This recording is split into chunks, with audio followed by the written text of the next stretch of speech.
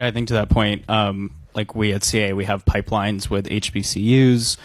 to make sure that whether or not they want to be in the representation lane, that they have a direct avenue of or contacts to get their foot in the industry. I think as a company, we've really focused and have specific departments that have been focused on local language content.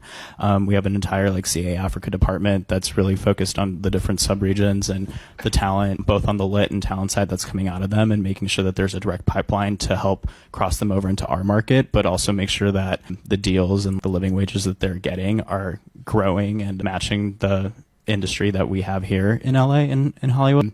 And I think beyond that too, like just really focusing on talent that, like for myself, I'm a first generation queer agent. So wanting to find those talents that, you know, whether they're trans, whether they're queer, whether they're non-binary, whether they're, you know, from different parts of the world that we haven't necessarily seen before, speak a different language, making sure that